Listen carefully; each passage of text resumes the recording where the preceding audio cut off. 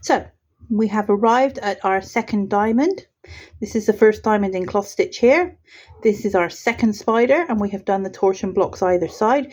We are now ended up at this second diamond here.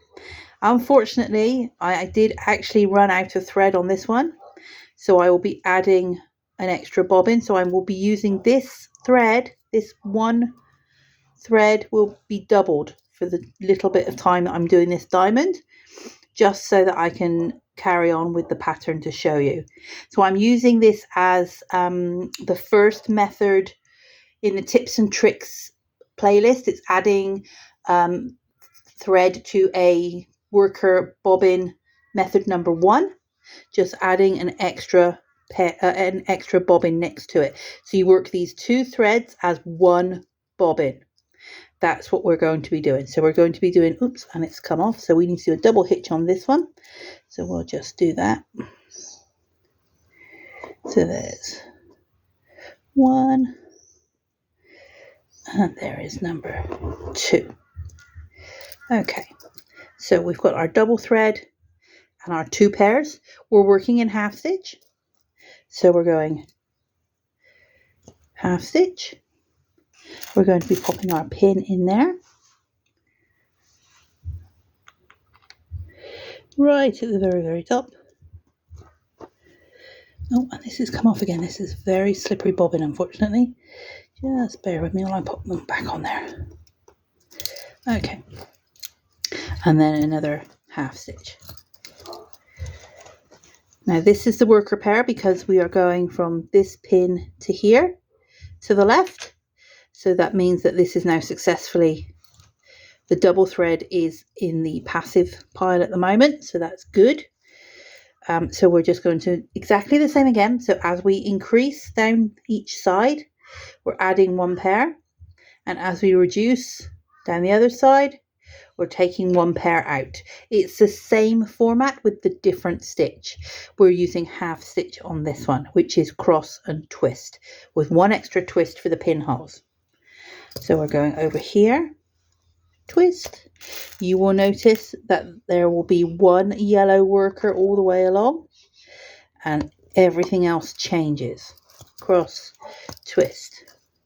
Remember your double one here, cross, twist. This will work on next stitch as well, which is where we added a pair.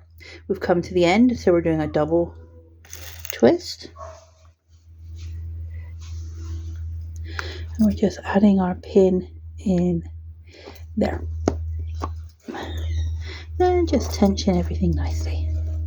Okay, so this is your double thread, cross and twist, cross and twist, cross and twist. And then the next pair that comes over is this one, cross and twist, extra twist because we're at the pinhole. Pop that pin in,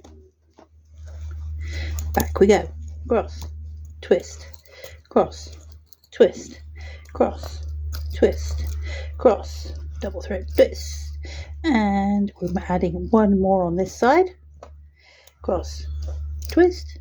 We're at the end of the row, so it's an extra twist, and we're going to pop in our pin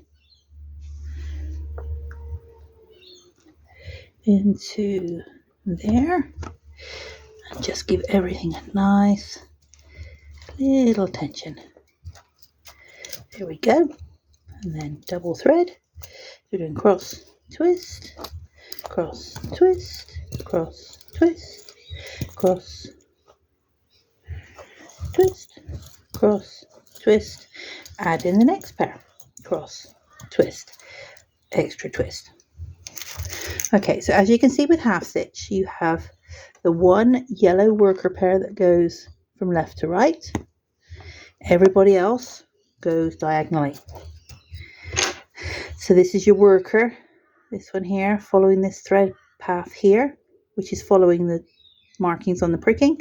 Everything else is crossing each other as they go. Okay, so we're working back, but we don't need this pair anymore. So we're just throwing that one out like that. That's what we're calling it, when we are removing a pair from the. If you want to keep your colours together whilst you're doing a half stitch, which will split the pairs up, you need to do something slightly different on the reduction side of things. Okay, so when you have the two together, you do, instead of doing a half stitch, do a whole stitch, twist your workers twice, add your pin in, and then do a whole stitch, a cloth stitch, sorry, and that will keep your workers together and your passives together in the same colors. Just remember, you need to actually add one extra twist on the end because we are doing a half stitch diamond. This won't make any difference to the actual stitch inside the diamond here. You may notice a very slight difference just on the reduced ones here, but it won't make any difference other than keeping your pairs together. If you do not want to keep them together, you're happy for them to split up and the pairs go separate ways, by all means, half stitch, extra twist, pin, half stitch. Okay, so we're carrying on to the right here. It doesn't always work because the pairs do split up into different color groups. However, as far as you are able, if that's what you want to do, that is exactly what we can do. So we'll do the same here. So instead of doing a half stitch, extra twist, pin, half stitch, we're going to do a whole stitch. We're going to twist that one twice. We are going to put our pin in there.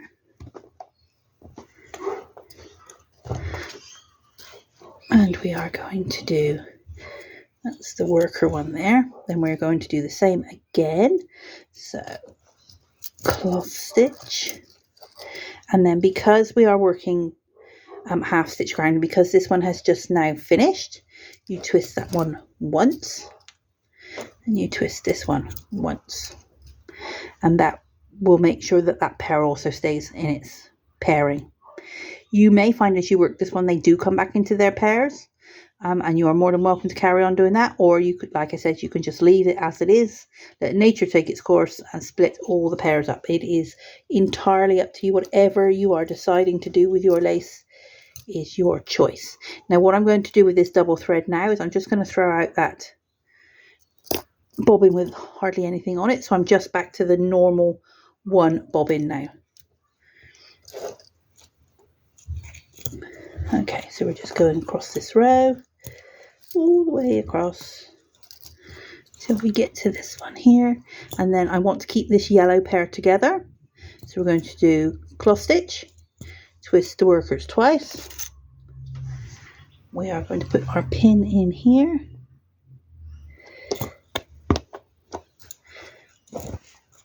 Give everything a bit of attention. And then we are going to do exactly the same again.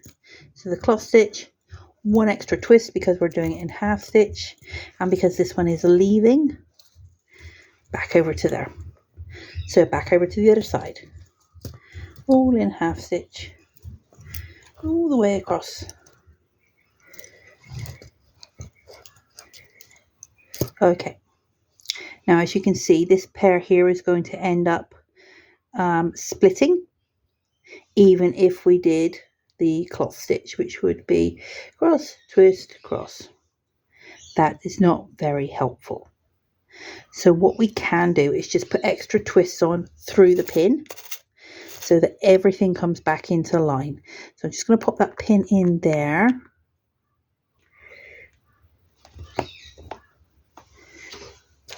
And give everything a bit of attention.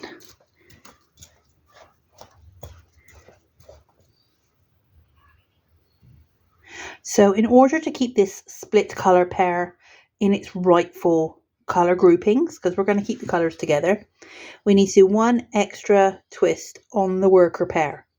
So we've done the half stitch, popped it in, so it goes yellow, purple, and then when you do your half stitch, which is cross, twist, they stay together.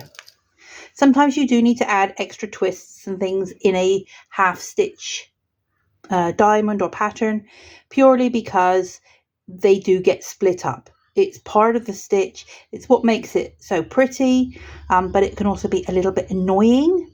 So just watch out and just decide what you're going to do before you actually start on the pattern, and then you'll have a good idea of what you can do through the pattern to make everything end up where you want it to be. So this is a red pear, so that's fine. We can absolutely put that together.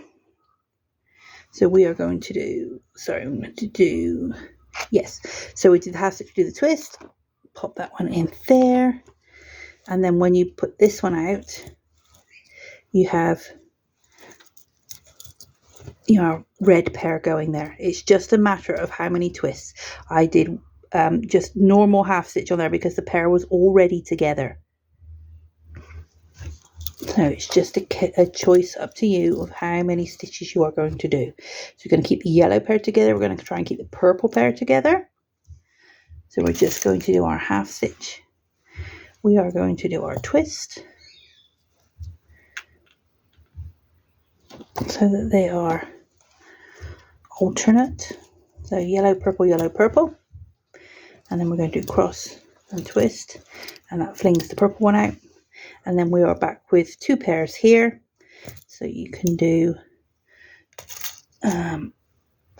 just your whole stitch, cloth stitch, and then you can pop your pin in and do your cloth stitch back, and then twist the pairs once. And that gives you a very, very neat half stitch diamond. You have all the pairs back in their color groupings. Each pair is a pair of colors.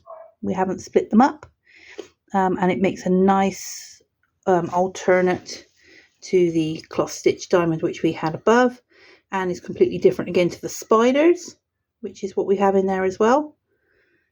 And we haven't changed the pricking at all. All we've done is added a couple of extra marks on some temporary masking tape. So just a little idea for you to play around with there. And I hope that gives you some ideas.